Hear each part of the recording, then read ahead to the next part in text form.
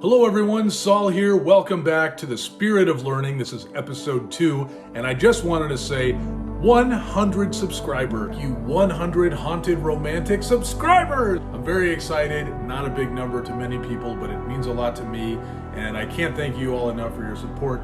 It's huge. That is great news. I'm so thrilled. Here's to 100 more! Today, we're doing a reference drawing of a jackrabbit. I figured, hey, we're in the year of the rabbit, 2023. Let's get a jackrabbit going. So I found a nice picture of a jackrabbit in the grass, and I figured, hey, that's a good one. Which, when I think about it, I mean, you look at the ears of a jackrabbit. I mean, the huge ears. I think Bugs Bunny is actually based on a jackrabbit. Probably should have been like Roy the Rabbit or something. Bugs Bunny. I mean, if I was a kid, I'd go nuts for Bugs Bunny. Spirit of Learning. And just to reiterate, because I have quite a few different types of series on this channel, the Spirit of Learning is my teeny tiny ongoing art class series. So this is where I take a piece, generally some kind of reference, and I'm gonna kind of walk you through in about an 8-minute long time lapse what I was thinking, what I'm doing, why I'm doing it, and hopefully you enjoy it. Maybe you learn something. And if there's some subject that you would like me to reference, please let me know. And for those of you who want to know the tools I'm using, I'll go into that real quick and then we'll get started. First of all, the sketchbook that I'm using is Arteza. Now, I'm going to do what I've been finding I really like doing in my Gauntlet series, which is I'm taking a page out of the sketchbook and then I'm taking masking tape, a nice robust size like this, and then I am taping the corners down on a drawing board, and this makes me care more about the paper. As opposed to, and this is just a theory, if I'm just doing it in a sketch pad and I make a mistake, I can just rip the paper out, toss it away. So what I've been wanting to do this year is really focus on my pencil sketches and really care, make the most out of them, and so I take them out. The tools I'm using, you know, some regular graphite. I believe this is a 2B pencil, and then I like to put it in one of these pencil holders, and it just fits in nicely. It also helps me get used to the pencil as a brush. I don't always do it. Sometimes I'm going like this, but this does help. It helps to loosen up my wrist. So you can get these at just about any art store. The eraser that I'm using is, boy, it's really been rubbed down, but I believe it's a Farber eraser. By the way, I'm not getting anything for these. It's not an endorsement. I'm just telling you.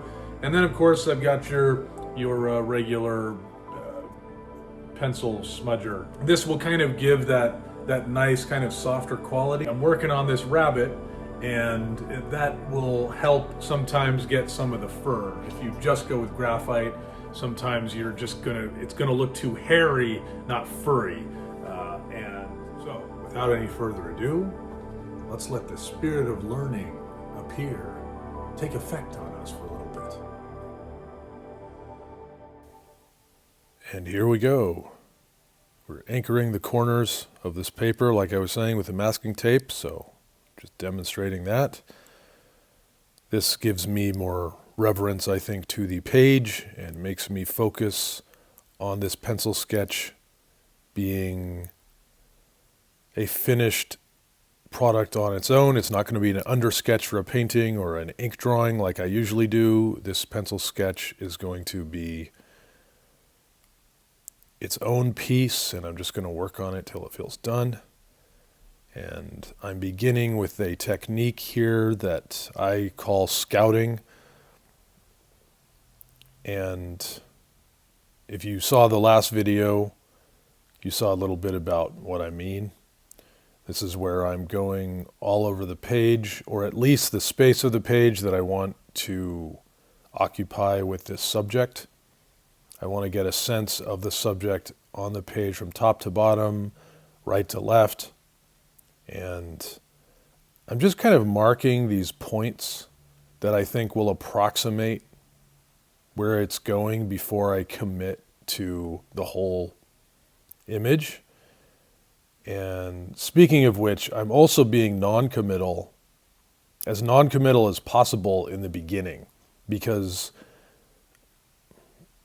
this is a paradox. I'm trying to give as much attention as possible to the planning, but I'm also trying to be non-committal, not being too attached, letting the exploration reveal things. And I'm going through this rabbit, making shapes all over him, and that is helping me get a sense of the structure. And there are a lot of shapes in his face. There's shapes all over the body, the musculature. There will be tufts of fur. All these wonderful little formations that give me a sense of relationships. Remember, reference drawing is a series of relationships. The relationship of the eye to the nose, the distance from the nose to the neck, or the distance between the head and the shoulders. That gives you a sense of the neck. And because this rabbit he doesn't really have like big spots or anything, or big markings on his fur. It's kind of a uniform fur. The more you look, and this is one of the great things with references, you're training your artist's eye. And the more you look, the more things start to jump out. You might go, I don't understand how his neck is looking that way, but in the photo it's looking this way. What is it? And then all of a sudden, as you keep looking, it can be halfway through the sketch, you realize, wait, there's this formation of the fur, and now it's giving me a sense of where I am. So now I'm starting to bring the smudger in. And it's really important when you're sketching, I've got all these little strands of fur with the pencil, and it's very easy to get way too into the detail. And one of the beautiful things the smudger does is it brings you back to that kind of fast and loose, non-committal idea where you don't take it too seriously. You don't make it your darling, as they say, kill your darling. So you don't want to get too attached to anything. It's a trap when you go, oh, wow, I really like how this is, and I don't want to touch it. And then it might be out of place, or it might be hindering the overall feel of the piece, but you're too attached to that, and you don't want to change this one little part, and because of that, you're trying to build everything around it. So the sooner you can get that non-committal side where you can just be light on your feet and explore, the more likely you're going to make that a habit throughout the drawing. And then you can kind of catch yourself going, whoa, I'm getting really attached to this here. And then it's time to just kind of step away from the piece, or come in and kind of mess it up a little. Now you can see I'm just going to do the sketch of an environment around this subject, because too much environment is going to take away from the subject. And when you're using something like graphite, where you are never granted the luxury of using deep black, you go as deep as the graphite does. You have to be a little smarter with how you differentiate one thing from another, and how you draw the eye. And this is to kind of offset the placement of the rabbit in the right side of the page, because it's just kind of an interesting position. There's a lot of things that could pull your focus with it. So I think that in some ways, though, it's kind of funny. One of the reasons I picked this particular picture of the jackrabbit was because of this plant next to him. And I just thought, that is such a wonderful, beautiful, elegant, minimalistic plant that has this prairie look. And to me, that feels like, ooh, a jackrabbit would love to hang out there. And now it's kind of, because I feel that I've done the light work, the fast and loose work, the exploration, and I've built the layers. I've, for the most part, been able to admit when something isn't working, gone in it with a smudger, layered it again, or the eraser. I'm starting to get into that place where it's just kind of gravy. I'm just doing tweaks here and there, and he's just becoming more and more realized. And now I'm just kind of fitting the background to make sure that it's housing the rabbit well, and it's not pulling focus.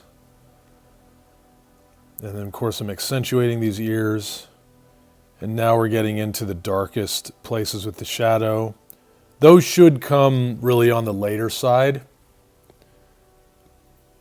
Heaven forbid if you do something that's off in the piece and then you have to move things around and some of that has been shaded as dark as you can get it. That's just so frustrating. So it's so important to maybe know where you want it to get dark, but try not to add all the dark stuff till later. And of course, we're in the year of the rabbit. It's signature time. And now we will set him free, which is a beautiful thing. I think jackrabbits are a very mystical creature. I find the regular kind of domesticated house bunny to be kind of eerie. But there's something really special and magical when you're out in the wild and you see a jackrabbit. And the way they lope along, their huge ears, they're so tall and there's kind of an elegance to them. They look so muscular and agile. You can almost feel their mind. It's very alert. And of course they have to be, but. So I wanted to explore the year of the rabbit. So be agile. And listen with your amazing ears and be mystical. And thank you for watching. So there you have it, the jackrabbit, or how I got there. So if you enjoyed this video, be sure to hit the like button. That way it's going to let the algorithm know to send it out to more people who might also like it too. Also, please feel free to leave a comment if there's any kind of reference subject you'd like me to do or any questions you'd like answered. I'd love to see it. And then of course, subscribe and hit that notification bell so as soon as I make another one of these and the Spirit of Learning visits again, you'll be the first to know. All right, well take care. I'll see you on the next one, you 100 beautiful souls.